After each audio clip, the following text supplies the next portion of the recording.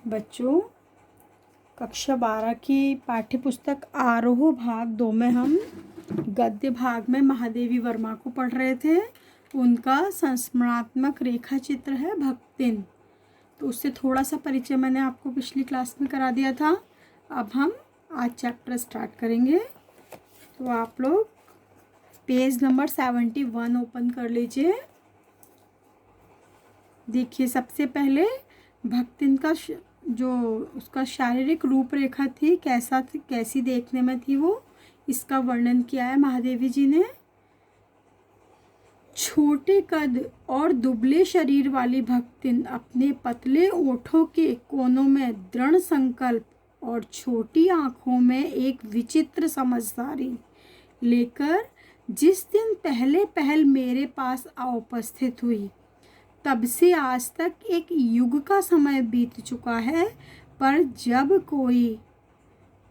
जब कोई जिज्ञासु उससे इस संबंध में प्रश्न कर बैठता है तो वह पलकों को आधी पुतलियों तक गिराकर, मतलब आधी आंखें बंद करके, चिंतन की मुद्रा में ठुड्डी को कुछ ऊपर उठाकर विश्वास भरे कंठ से उत्तर देती है, तुम पचे का बताई, ये पचे 50 बरस से संग्रहित हैं। तो देखिए कैसे महादेवी वर्मा जी उसका कैसा रूप बताती है। छोटा कद था उसका और दुबली पतली सी थी वो, और उसके होंठ कैसे थे, पतले, और छोटी छोटी आंखें थी जो जिनमें बड़ी समझदारी थी। उसको वो ऐसे सोचती थी कि मैं बहुत समझदार हूँ। और जब वह यहाँ आई थी तब से आज तक काफ़ी समय बीत चुका है, लेकिन कोई अगर उससे पूछता है, किसी को जिज्ञासा होती है या जानने की कि कब से यहाँ काम कर रही हो, तो क्या करती है, अपनी आँखों को आधा बंद कर लेती है और बड़े चिंता सोचती है बहुत देर तक, और बड़े विश्वास से उत्तर देती है कि अब तुम्हें क्या बताएं, करीब 50 साल से हम साथ रहते हैं। और उस हिसाब से महादेवी जी कहती है मैं तो 75 की हो गई, 75 साल की हो चुकी हूँ, और वो 100 वर्ष की आयु को पार कर गई होगी। इसका भक्तिन को पता नहीं है। पता हो भी तो संभवतः वह मेरे साथ बीते हुए समय में रत्ती भर भी कम न करना चाहेगी, क्योंकि बहुत प्रेम करती थी वो महादेवी जी से। मुझे तो विश्वास होता जा रहा है कि कुछ वर्ष और बीत जाने पर वह मेरे साथ रहने के समय को खींचकर 100 वर्ष तक पहुंचा देगी। चाहे उसके हिसाब से मुझे 150 वर्ष की असंभव आयु को का भार क्यों ना ढोना पड़े। वो ऐसे कहती थी, मैं तो हमेशा से ही इनके साथ हूँ, 50 साल से हूँ। तो महादेव जी कहती हैं कि ये तो 100 वर्ष का समय भी गिना देगी थोड़े समय के बाद। ये हिसाब नहीं लगाएगी कि इनकी उम्र क्या है, मेरी उम्र क्या है, और किसी की बात भी नहीं मानते, क्योंकि वो इतनी समझदार नहीं थी जितना अपने आप को समझती थी। दूसरा, महादेवी जी से बहुत प्रेम करती थी वो। सेवक धर्म में हनुमान जी से स्पर्धा करने वाली भक्तिन किसी अंजना की पुत्री न होकर एक अनाम धन्या गोपालिका की कन्या है। देखो, सबसे बड़ा सेवक संसार में हनुमान जी को माना जाता है, रामचंद्र जी का। तो जिस प्रकार हनुमान जी राम भक्त थे, अपने सेवा कार्य में कभी भी उन्होंने कोई टालम टोल नहीं की, बिल्कुल बड़ा सेवा का जो धर्म हनुमान जी ने निभाया है, उनसे प्रतिस्पर्धा करने वाली भक्तिन किसी अंजना माँ की पुत्री न होकर कौन थी, एक गोपी की, गोपालिका, गौ को पालने वाली किसी स्त्री की कन्या है। उसका नाम था लक्ष्मिन मतलब लक्ष्मी। पर जैसे मेरे नाम की विशालता मेरे लिए दुर्लभ है महादेवी, वैसे ही लक्ष्मी की समृद्धि भक्तिन के कपाल की कुंचित रेखाओं में नहीं बंध सकी। नाम तो उसका लक्ष्मी है, लेकिन बिल्कुल गरीब है वो। वैसे तो जीवन में प्राय सभी को अपने अपने नाम का विरोधाभास लेकर जीना पड़ता है, पर भक्तिन बहुत समझदार है, क्योंकि वह अपना समृद्धि सूचक नाम किसी को बताती ही नहीं है, किसी को कहती ही नहीं है कि मेरा नाम लक्ष्मी है। केवल जब नौकरी की खोज में आई थी तब ईमानदारी का परिचय देने के लिए उसने शेष इतिव्रत, इतिव्रत मतलब बायोडेटा के साथ यह बता दिया। पर इस प्रार्थना के साथ क्या प्रार्थना की कि मैं कभी नाम का उपयोग ना करूं।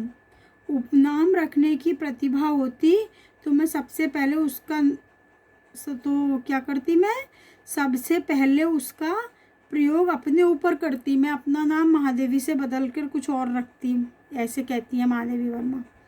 इस तथ्य को वह देहातिन क्या जाने, देहात की रहने वाली, गाँव की रहने वाली, वो नहीं जान सकती इस बात को। इसी से वह, जब मैंने कंठी माला देखकर उसका नया नामकरण किया, जब महादेवी जी ने देखा ये कंठी माला धारण करती है तो उसका नाम रख दिया महादेवी जी ने भक्तिन। और जैसे कवित्वहीन नाम को पाकर भी वह गदगद हो उठी, बड़ी खुश हो गई। भक्तिन के जीवन का इतिव्रत, भक्तिन के जीवन का इतिव्रत मतलब बायोडेटा या उसके बारे में जाने बिना जाने हुए उसके स्वभाव को पूर्णतः क्या अंशतः समझना भी कठिन होगा।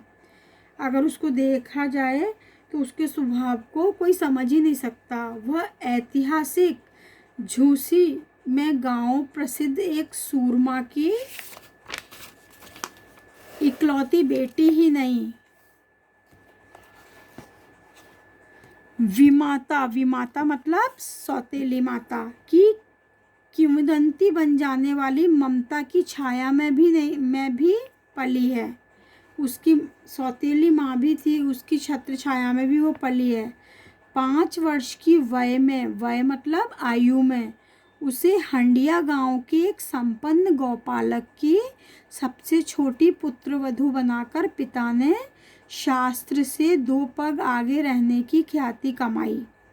मतलब 5 वर्ष की अपनी बेटी का, उसकी माँ मर गई होगी बचपन में, तो विमाता थी, सौतेली माता भी थी घर में, लेकिन पिता ने क्या किया, 5 वर्ष की आयु में उसका विवाह कर दिया और 9 वर्षीय युवती का गौना देकर विमाता ने, और फिर जो उसकी सौतेली माँ थी उन्होंने, जब भक्तिन या लक्ष्मी 9 वर्ष की हुई तो उसका गौना कर दिया।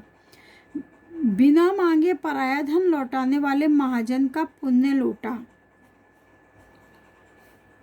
मतलब उसका क्या कर दिया, कन्यादान कर दिया। पिता का उस पर अगाध प्रेम होने के कारण स्वभावतः ईर्ष्यालु और संपत्ति की रक्षा में सतर्क विमाता ने उनके मरणांतक रोग का समाचार तब भेजा जब उनकी मृत्यु की सूचना भी बन चुका था।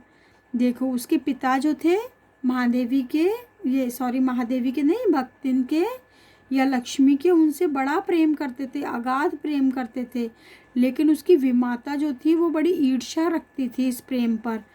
हाँ, वो नहीं चाहती थी कि अपनी बेटी को, पुत्री को वो प्रेम करे, और उनको ये भी लगता था कि अपनी संपत्ति में से कुछ अपनी पुत्री को ना दे दे। इसलिए कभी उस विमाता ने, उस सौतेली माँ ने बेचारी भक्तिन को अपने घर बुलाया ही नहीं, और जब उसके पिता बीमार पड़ गए तो उसका भी कोई समाचार नहीं भेजा, कहीं वो मिलने ना आ जाए। जब वो मर गए तब उनकी मृत्यु की सूचना भी बन चुका था वो समाचार, तब उसको बताया कि उसके पिताजी दुनिया से जा चुके हैं। और वह भी कहाँ भेजा, उसकी सास के पास। रोने पीटने के अपशकुन से बचने के लिए सास ने भी कुछ ना बताया।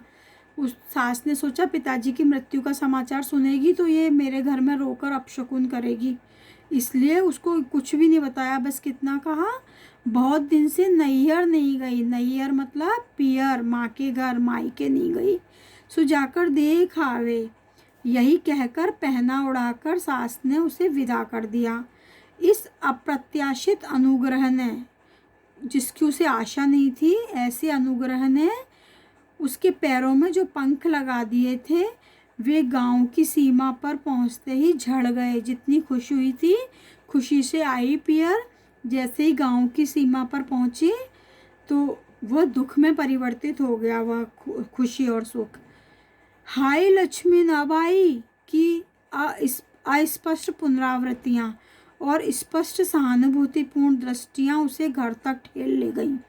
लोगों ने आपस में बात की और उसको बस इतना स्पष्ट कहा कि अब आई हो क्या तुम, तो वो लोग सहानुभूति रख रहे थे उससे, तो वो घर तक गई, पर वहाँ न पिता का चिन्ह शेष था, न विमाता के व्यवहार में शिष्टाचार का लेश था।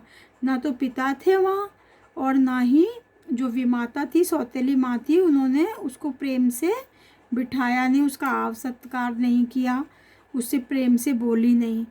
तो दुख से शिथिल और अपमान से जलती हुई वह उस घर में पानी भी बिना पिए उल्टे पैरों ससुराल लौट पड़ी। सास को खरी खोटी सुनाकर उसने विमाता पर आया हुआ क्रोध शांत किया, और पति के ऊपर गहने फेंक फेंक कर उसने पिता के चिर विछो मतलब हमेशा का विछो हो गया ना, जब कोई दुनिया से चला जाता है तो वापस नहीं आता, कि मर्म व्यथा व्यक्त की। तो अब किससे कहे, सासू माँ के ऊपर गुस्सा निकाला, पति के ऊपर निकाला। जीवन के दूसरे परिच्छेद में भी सुख की अपेक्षा दुख ही अधिक है। अब ये तो उसका पहला परिच्छेद जीवन का समाप्त हो गया, बचपन समाप्त हो गया।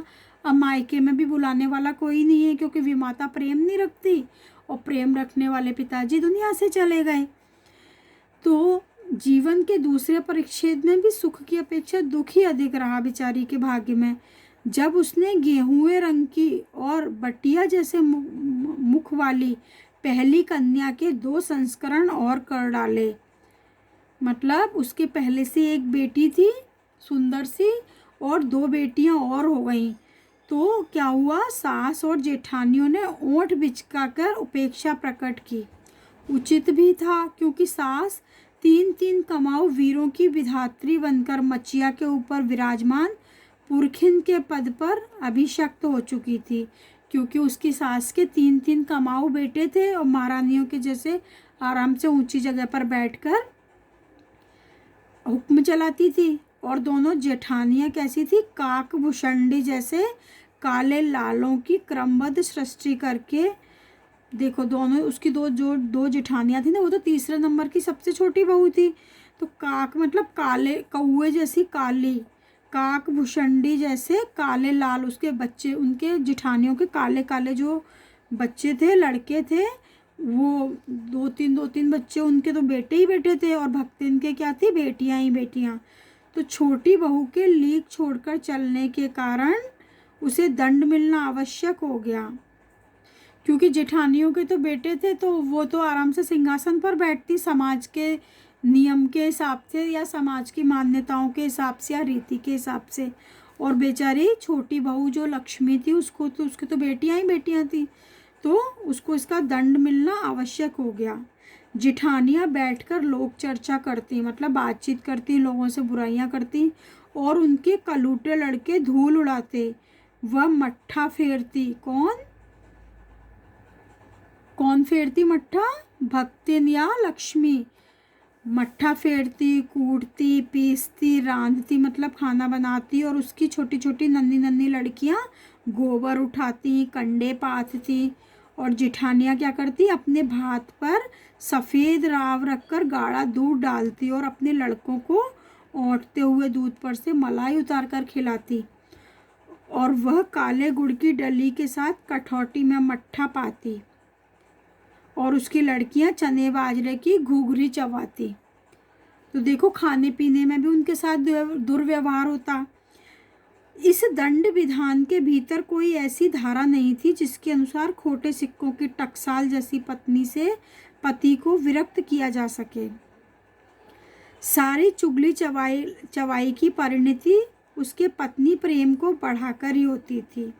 जिठानियाँ बात बात पर धमाधम पीटी कूटी जाती, और उसके पति ने कभी उसे अपनी उंगली भी नहीं छुआई थी। क्या था, चाहे वो कितने ही मनमर्जी कर लेती थी, चाहे उनके बेटे थे, लेकिन फिर भी किसी न किसी भी बात पर उनके पति उन्हें पीट दिया करते थे, दोनों जिठानियों के। लेकिन लक्ष्मी का पति उसे बहुत प्रेम करता था, उसने कभी उसको एक उंगली से भी नहीं छुआ था, कभी उसको मारा नहीं। वह बड़े बाप की बड़ी बात वाली बेटी को पहचानता था। इतने अतिरिक्त परिश्रमी, तेजस्विनी और पति के प्रति रोम रोम से सच्ची पत्नी को वह चाहता भी बहुत रहा होगा, क्योंकि उसके प्रेम के बल पर ही पत्नी ने अलगोछा करके सबको अंगूठा दिखा दिया। मतलब जब वो लोग उसको परेशान करते थे, उसकी बेटियों को परेशान करते थे, तो वो अपने परिवार से अलग रहने लगी। काम वही करती थी, इसलिए गाय भैंस, खेत खलियान, अमराई के पेड़ मतलब आम के पेड़ आदि के संबंध में उसी का ज्ञान बहुत बढ़ा चढ़ा था। उसने छांट छांट कर ऊपर से असंतोष की मुद्रा के साथ भीतर से पुलकित होते हुए जो कुछ लिया वह सब अच्छा भी रहा। उसने छांट छांट के जो जो चीज़ें थी अपने हिस्से में ली, वो सब अच्छा ही अच्छा था। साथ ही परिश्रमी दंपति, दोनों पति पत्नी मेहनती थे, उनके निरंतर प्रयास से उसका सोना बन जाना भी स्वाभाविक हो गया। धूमधाम से बड़ी लड़की का विवाह करने के उपरांत पति के घरौंदे से खेलती हुई 2 कन्याओं और कच्ची गृहस्थी का भार 29 वर्ष की पत्नी पर छोड़कर संसार से विदा ली। और करीब जब लक्ष्मी 29 वर्ष की थी तब उसके पति का क्या हुआ, देहांत हो गया। ये लक्ष्मी तो 29 वर्ष की थी, जब वह मरा तो उसकी अवस्था करीब 36 वर्ष की रही होगी। पर पत्नी आज उसे बूढ़ऊ कहकर स्मरण करती थी, उसको बुढ़ा ही कहती थी, क्योंकि वो क्या सोचती थी कि जब वह बूढ़ी हो गई है तो क्या परमात्मा के यहाँ वे भी ना बुढ़ा गए होंगे। वो सोचती थी कि मेरा पति भी परमात्मा के यहाँ चला गया है, वो भी तो बूढ़ा हो गया होगा, अतः उन्हें बूढ़ऊ न कहना उनका घोर अपमान है। हाँ, तो भक्तिन के हरे भरे खेत, मोटी ताजी गाय भैंस और फलों से लदे पेड़ देखकर जेठ जिठौतों के मुंह में पानी भर आना स्वाभाविक था। जो उसके जेठ और जेठ के बच्चों को जिठौत बोलते हैं, वो बड़े लालच आ रहा था उनको कि अब इसके तो पति नहीं है तो इसकी जायदाद, जमीन जायदाद, खेत खलियान हम हड़प लेंगे। इन सब की प्राप्ति तो तभी संभव थी जब भैयऊ दूसरा घर कर लेती। भैयऊ कहते हैं छोटे भाई की पत्नी को। तो दूसरा घर कर लेती मतलब दूसरा विवाह कर लेती। पर जन्म से खोटी भक्तिन इनके चकमे में आई ही नहीं, उनकी बातों में नहीं आई, और उसने क्रोध से पांव पटक पटक कर आंगन को कंपायमान कर दिया, हिला दिया पूरा घर। हम कुकरी बिलारी न हुए, हमार मन पुसाए तो हम दूसरा के जाब, नहीं तो तुम्हार पचे की छाती पे होरा भूजब और राज करब, समझे रहो। क्या बोली गुस्से में आके, हम कोई कुत्ते बिल्ली थोड़ी हैं जो हमारा मन करेगा तो दूसरा विवाह करेंगे, नहीं तो तुम्हारी छाती पर ही होले भूंजेंगे। होले भूंजना होता है कच्चा अनाज को जब आग में सेका जाता है तो उसे होला भूंजना कहते हैं, और यहीं पर राज करेंगे, समझे रहो, समझ लो। उसने ससुर, अजिया ससुर, और जाने के